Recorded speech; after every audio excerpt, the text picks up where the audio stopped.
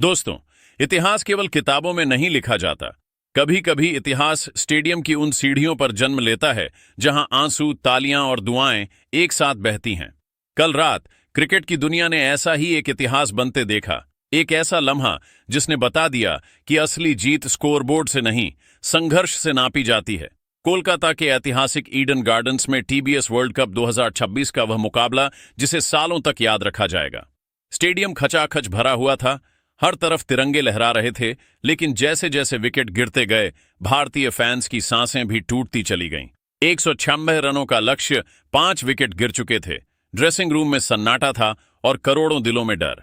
ऐसे वक्त में मैदान पर खड़ा था एक ऐसा खिलाड़ी जिसने सालों तक इंतजार किया था इस एक पल के लिए। संजू सैमसन ने उस रात सिर्फ बल्लेबाजी नहीं की, उन्होंने अपने बीते 10 साल हर शॉट के साथ जवाब में रख दिए।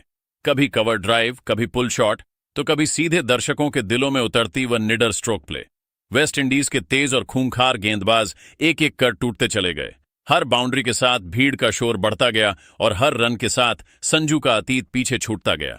जब आखिरकार वह विनिंग शॉट लगा, पूरा स्टेडियम गूंज उठा। संजू ने हेलमेट उतारा, आंखें आसमान की ओर उठाईं और तिरंगे की तरफ बढ़ चले।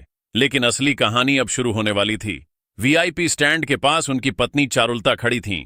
वह पत्नी जिसने कैमरों से दूर हर हार, हर ताना और हर अपमान संजू के साथ झेला था। जैसे ही संजू उनके सामने पहुंचे, चारुलता खुद को रोक नहीं पाईं। आंखों से आंसू बह निकले, हाथ कांपने लगे और उन्होंने झुककर अपने पति के पैर छू लिए। वह पल केवल प्रेम का नहीं था, वह सम्मान, तपस्या और विश्वास का सबसे ऊंचा रूप था। संजू घबरा गए, उन्होंने तुरंत चारुलता को उठाया और गले से लगा लिया। स्टेडियम तालियों से गूंज उठा, लेकिन वहां मौजूद हर शख्स जानता था कि वह पल क्रिकेट से कहीं बड़ा है। मीडिया के सामने चारुलता ने जो कहा, उसने करोड़ों दिलों को झकझोर दिया। उनकी आंखें लाल थीं, आवाज कांप रही थी, लेकिन शब्द सीधे दिल में उतर रहे थे। उन्होंने कहा, आज दुनिया संजू के 87 रन देख रही है, लेकिन मैंने उन 10 सालों की खामोश लड़ाई देखी है। वह रातें देखी हैं जब ड्रॉप होने के बाद वह सो नहीं पाते थे। जब लोग उन्हें अनलकी कहते थे, तब मैंने उन्हें खुद को संभालते हुए देखा है।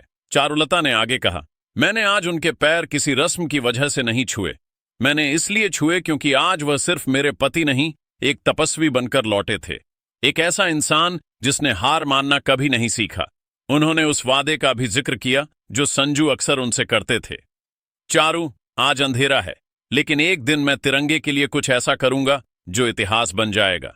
आज जब उन्होंने ईडन गार्डन्स में वेस्ट इंडीज की गेंदबाजी की धज्जियां उड़ाईं, तो मेरी आंखों के सामने वह सारे सुनसान मैदान फिर से जिंदा हो गए, जहां कोई कैमरा नहीं था, कोई तालियां नहीं थीं, सिर्फ मेहनत थी।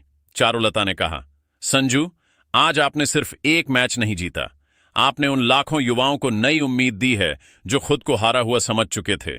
मेरे लिए तो आप पहले दिन से ही चैंपियन थे, लेकिन आज आप पूरी दुनिया के लिए प्रेरणा बन गए हैं।